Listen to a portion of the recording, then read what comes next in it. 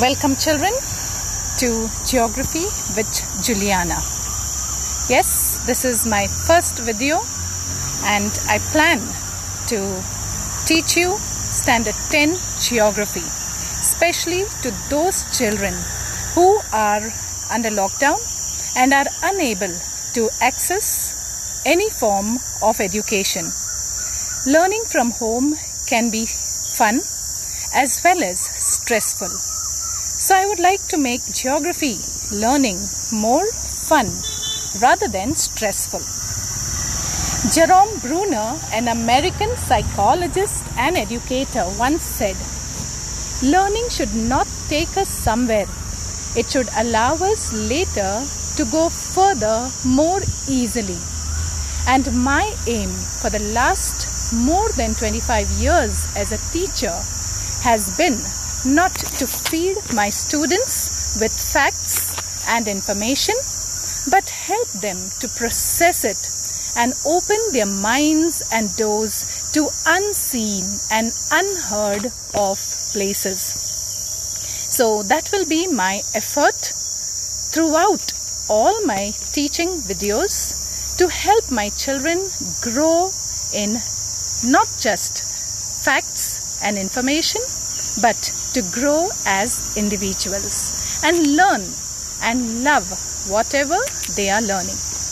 So without wasting much time, I will get started with what I aim to do. In this first video, I just want you to get familiar with our geography textbook. This is for S.S.C.board, the new textbook which was introduced last year. What you need to do is have a close look at this textbook and check, try to figure out what all is given here in this picture. That's your cover page, and I want you to figure out all the things that you can see in this picture here. So as you think about all the places that are given here, maybe you can pause the video and come back to it and check whether what all you have found is right or wrong.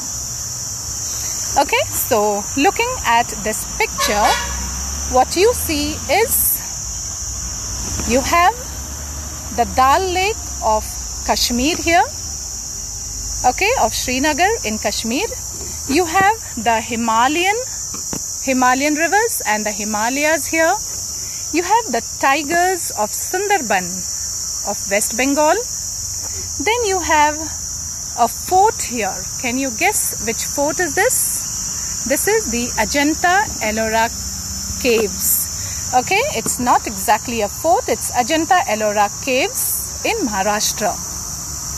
What you see here is the Atlantic Ocean. This is a picture of anaconda. This is a festival called Carnival. Is it in India? We do have Carnival in Goa, because Goa was ruled by the Portuguese. But here we have the Carnival of Brazil.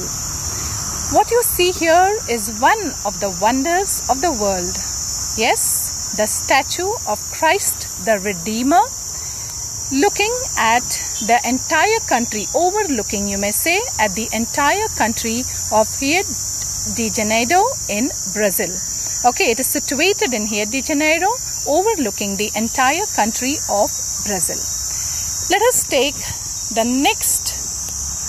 the back page now, and try to figure out what exactly is given here in this back page. You may write it down, you may pause the video and come back to it to get the answers. Fine. So what do we see here in this back page, the cover back page? You see the Nal Durg. You see the Nal Durg fort here in Usmanabad district of Latur. This is mentioned in chapter 1, field visit, which we will be dealing with in our next video. What you see here is the Arabian Sea as seen from the coast of Mumbai. Then people staying in Pune, will know this is the view of Siaghad Fort. Okay, and many of you in Pune might have visited this place as well. What you see here is an indigenous rocket made in India. Okay, now we need to understand that India is marching ahead with many other developed countries, and as far as space research is concerned, we have made a remarkable place for ourselves. Okay, not just in India but also in the world. And lastly, what you see here is the Amazon river basin, okay, and the Amazon thick evergreen forest. These are thick equatorial forests that are seen in this picture. Now, after getting familiar with the front and the back cover pages, we need to understand that our curriculum, okay, is based not for rote memory anymore. We need to link the knowledge, okay, that we have with the world outside. And geography, it's the duty of every geography student not to be limited to local knowledge, but to acquire more and more world knowledge, to get linked to this huge world as a big family.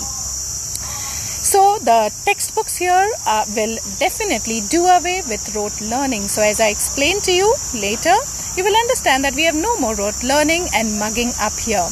Education is not related to textbooks, so therefore in this textbook you will not get any facts and figures as such. You will have to use your concepts, you will have to use your previous knowledge and develop more and more. Examinations have become more flexible. There is no fixed type of questions now. Okay, there are a wide variety of questions that can be asked. It's more objective based as well. Okay, and of course there will be questions, especially at the end, where we prioritize democracy and democratic policies. Okay, so that children are not stuck with limited knowledge but are able to also give their own views. Coming to the next part, okay, the main aim of our SSC curriculum is local to global. Okay, so we don't just stick to what we know, but we try to go global as well.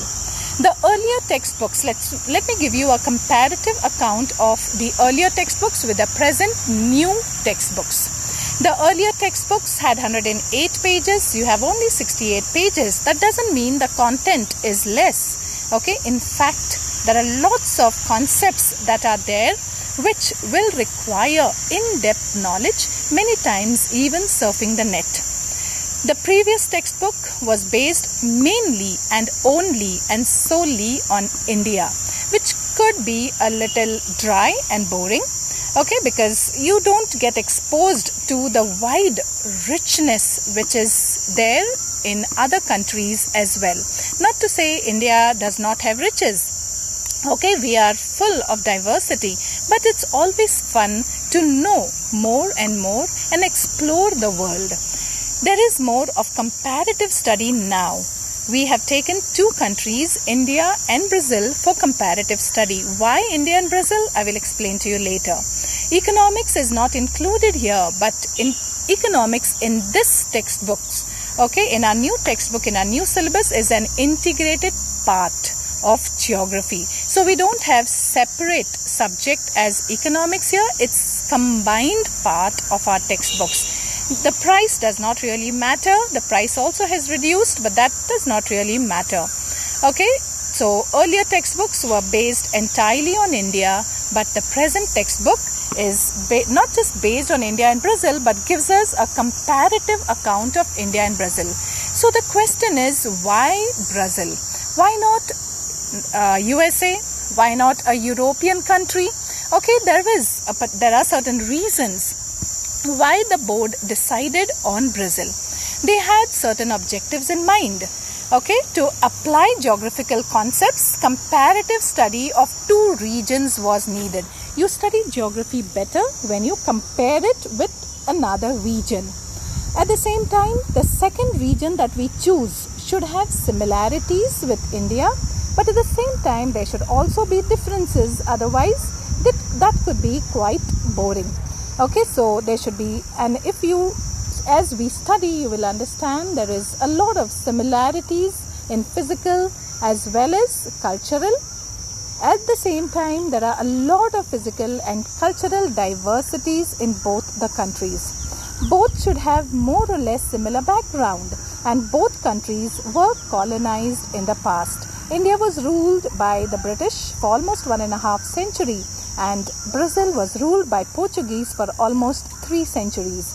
Besides, India was colonized also by the French. Okay, so we have a colonial background, and so does Brazil. So definitely our problems will be more or less similar. Both the countries should be a member of at least one international organization. And if you remember, last year in 9th standard you studied BRICS: Brazil, Russia, India, China, and later on South Africa was also added in this organization. So both India and Brazil are part of this organization called BRICS. They should lie in different continents and hemispheres. For this, I would like to take you to this picture here. You find both lying in different continents. While India lies in the Asian continent, okay, you find Brazil lying in South American continent. Talking about the hemisphere, India lies in the northern hemisphere, while little part of Brazil is in the northern hemisphere, but most of Brazil lies in the southern hemisphere. India is in the eastern hemisphere, while Brazil lies in the western hemisphere. So both the countries, okay, are diverse. While one lies in the northern hemisphere, the other is lying in the southern hemisphere. Where one is in the eastern hemisphere, the other is lying in the western hemisphere. And therefore, we find a lot of similarities as well as differences in both the countries. Then, total area should be more or less the same. Okay, you cannot take a country which is very small and compare it with India. Okay, that would not be fair. Nor could you take a very large country and compare it with India. They should be more or less similar in area. And India is 7th largest country in the world, while Brazil is 5th largest country in the world. Okay, area wise, and therefore there is quite a lot of similarities there.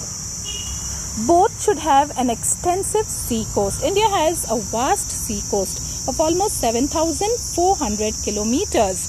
Okay, if you, I would like to show you the picture here again. India has a vast coastline.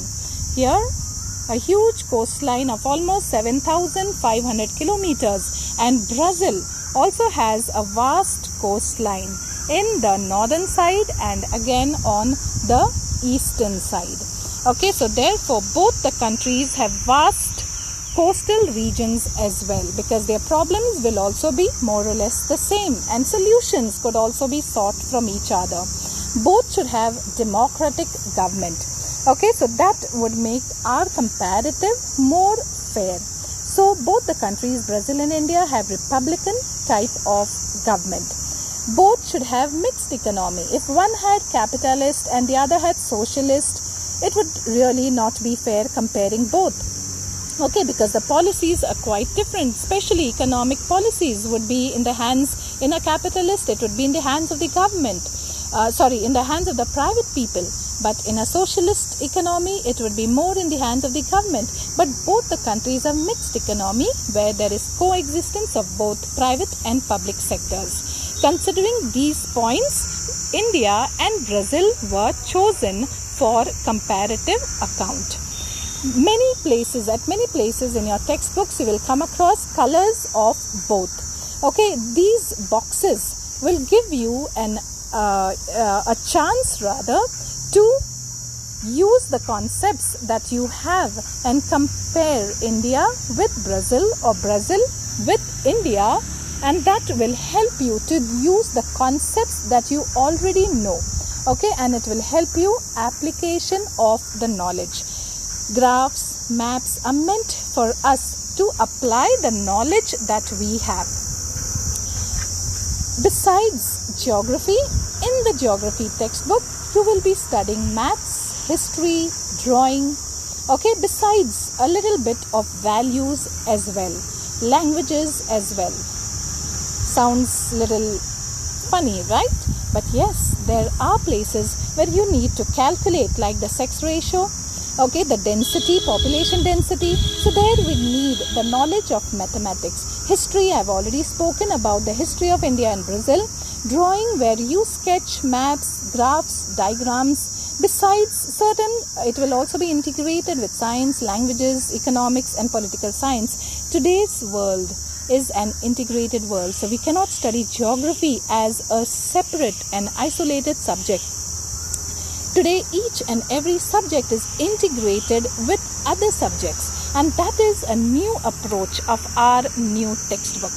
Okay, the layout of Geography Class 10 textbook is unilateral presentation of topics from Class 6 to Class 9, and therefore from time to time we will have to refer to the previous knowledge that we have gained in the lower classes. There are no new concepts this year. All your concepts are already there, which needs to be clear and applied. Comparative application of studies. 2 countries, India and Brazil, are chosen here. So for the time being, we will stop with this introduction to our textbook. In the next video, I will definitely start with field visit. So wishing you all the very best for your 10th standard, wherever you are. God bless you. Keep safe.